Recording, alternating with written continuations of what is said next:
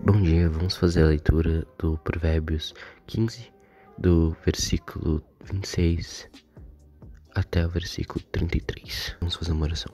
Senhor nosso Deus, muito obrigado por mais um dia de vida que o Senhor nos deu, que nós possamos aprender algumas coisas novas sobre a sua palavra e que o Senhor abra o nosso entendimento para compreender essas palavras de sabedoria, Deus.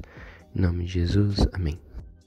O Senhor detesta os pensamentos dos maus, mas se agrada de palavras ditas sem maldade. O justo pensa bem antes de responder, mas a boca dos ímpios jorra o mal.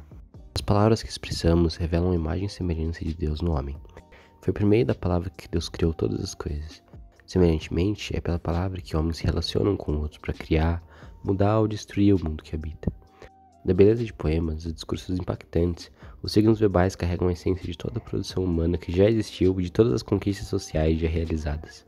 Mas toda palavra que não é divina parte de um contexto sociocognitivo característico daquilo que é humano. Isso se manifesta essencialmente de maneira invisível. As palavras más que dizemos mostram quem nós somos como indivíduos. Parte de uma sociedade de pessoas egoístas, preconceituosas, cheias de ódio, mentirosas, enfim, pecadoras. Existe um contexto polifônico implícito dentro de cada um dos nossos discursos. Alguns carregam, sim, culpas históricas ou sociais, mas outras são próprias de nossa individualidade pecaminosa. De qualquer maneira, a linguagem que usamos pode ser um termômetro da nossa moralidade.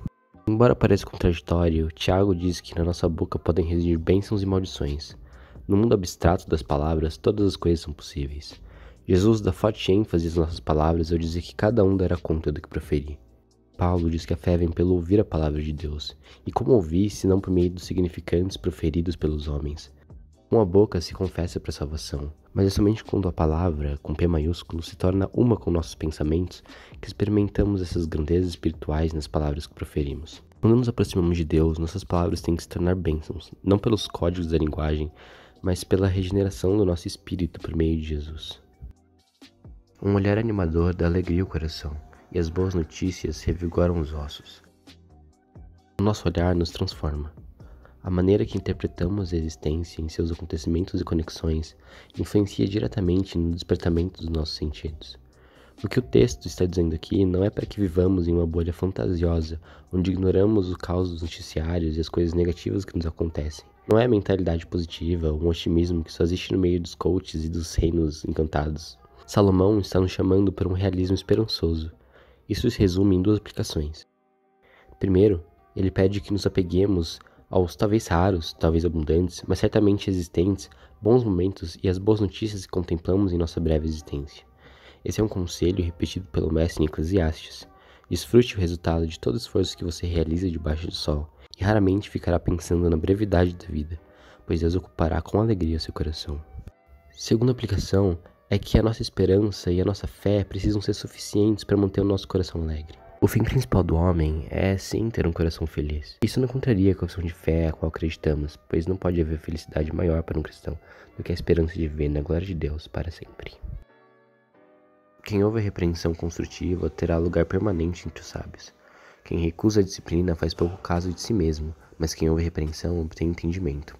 O temor do Senhor ensina sabedoria. A humildade antecede a honra. A humildade é um hábito. Para desenvolvê-la, é necessário o senso de que a extensão de nosso conhecimento é miseravelmente pequena e que a arrogância é a mais elevada expressão da ingratidão pela graça. Se pensamos ser além do que somos, não compreendemos a necessidade da cruz. Se somos soberbos a ponto de negar conselhos e repreensões construtivas daqueles que compartilhamos uma mesma natureza, como podemos nos arrepender de nossos pecados diante daquele que sabe de todas as coisas? Jesus não apenas ensina a humildade, ele nos manda olhar para ele como exemplo do que é ser humilde. Toda a obra de Cristo foi realizada na humildade de seu ser. A despretensão e a segurança no Pai com que se submeteu à morte, como ovelha muda e sem ser reconhecida pelos seus, é o maior exemplo de seu caráter humilde. Se nós, então, nos consideramos seguidores do manso, humilde, crucificado e ressurreto Jesus, devemos andar humildemente diante dos homens. Nós, mais do que os ímpios, somos obrigados a reconhecer a nossa miséria diante de todos os homens e do próprio Deus. Sem essa humildade não há santidade, e sem santidade ninguém verá a Deus. Cultive um espírito humilde, ajude e se deixe ajudar, ouça e se deixe ouvir, aprenda com todas as pessoas e sobretudo com o próprio Cristo. Ore, se diminua e, se necessário, se desfaça completamente de seu ego. E Deus receberá as honras eternas da glória de Cristo. Amém.